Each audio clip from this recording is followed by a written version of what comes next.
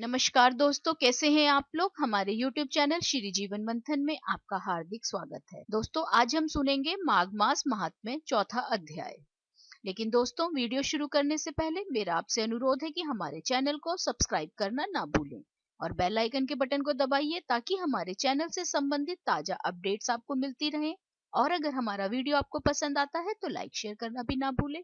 आपके सुझाव भी सादर आमंत्रित। श्री वशिष्ठ जी कहने लगे कि हे राजन, अब मैं माघ के उस महात्म्य को कहता हूँ जो कार्तवीर्य के पूछने पर दत्तात्रेय ने कहा था। जिस समय साक्षात विष्णु के रूप में दत्तात्रेय सत्य पर्वत पर रहते थे, तब महिष्मति के राजा सहस्त्रार्जुन ने उनसे पूछा कि हे योगियों में श्रेष्ठ दत्तात्रेय जी, मैंने सब धर्म सुने, अब आप कृपा करके मुझे माघ मास का महात्म्य कहिए।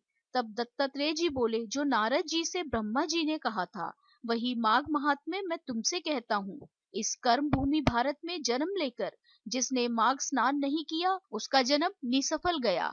भगवान की प्रसन्नता, पापों के नाश और स्वर्ग की प्राप्ति के लिए माघ स्नान अवश्य करना चाहिए। यदि यह पुष्ट व शुद्ध शरीर माघ स्नान के बिना ही रह जाए तो इसकी रक्षा करने से क्या लाभ। जल में बुलबुले के समान, मक्खी जैसे तुक्ष जंतु के समान यह शरीर माघ मास के बिना मरण समान है। विष्णु भगवान की पूजा ना करने वाला ब्राह्मण, बिना दक्षिणा के श्राद्ध, ब्राह्मण रहित क्षेत्र, आचार रहित कुल, ये सब नाश के बराबर हैं। गर्व से धर्म का, क्रोध से तप का, गुरुजनों की सेवा ना करने से स्त्री तथा ब्रह्मचारी, बिना जली अग्नि से हवन और बिना साक्षी के मुक्ति का नाश हो जाता है।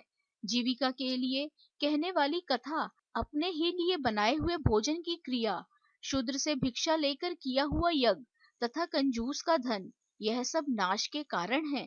बिना अभ्यास और आलस्य वाली विद्या, असत्य वाणी, विरोध करने वाला राजा, जीविका के लिए तीर्थ यात्रा, जीविका के लिए व्रत, संदेह युक्त मंत्र का जाप, व्यग्र चित्त होकर जप करना, वेद ना जानने वाले को दान देना, संसार में नास्तिक मत ग्रहण करना, श्रद्धा बिना धार्मिक क्रिया, यह सब व्यर्थ हैं। और जिस तरह दरिद्र का जीना व्यर्थ है, उसी तरह माघ स्नान के बिना मनुष्य का जीना व्यर्थ है। ब्रह्मघाती, सोना चुराने वाला, मदिरा पीने वाला, गुरु पत्नीगामी और इन चारों की संगति करने वाला माघ स्नान से पवित्र होता है। जल कहता है कि सूर्योदय से पहले जो मुझसे स्नान करता है, मैं उसके बड़े से बड़े पापों को नष्ट करता हूँ। महापातक भी स्नान करने से भस्म हो जाते हैं। माघ मास के स्नान का जब समय आ जाता है तो सब पाप अपने नाश के भय से कांप जाते हैं। जैसे मेघों से युक्त होकर चंद्रमा प्रकाश करता है, वैसे ही श्रेष्ठ मनुष्य माघ मास में स्नान करके प्रकाशमान होते हैं। काया, वाचा, मनसा के लिए हुए छोटे या बड़े, नए या पुराने, सभी पाप स्नान से नष्ट हो जाते हैं।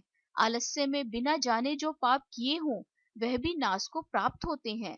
जिस तरह जन्म जन्मांतर के अभ्यास से आध्यात्मिक ज्ञान की प्राप्ति होती है, उसी तरह जन्मांतर अभ्यास से ही माघ स्नान में मनुष्य की रुचि होती है। यह अपवित्रों को पवित्र करने वाला बड़ा तप है और संसार रूपी कीचड़ को धोने की पवित्र वस्तु है। हे राजन, जो मन वांछित फल देने वाला माघ स्नान नहीं करते, वह सूर्य चंद्र के समान भोगों को कैसे भोग सकते हैं। इस प्रकार माघ मास में अध्याय चौथा समाप्त हुआ। दोस्तों, कल की वीडियो में हम सुनेंगे माघ मास महात्म्य अध्याय पांचवा। आशा करते हैं माघ मास महात्म्य अध्याय चौथा आपको पसंद आया होगा। राधे राधे। आप सभी पर ईश्वर की कृपा सदा बनी।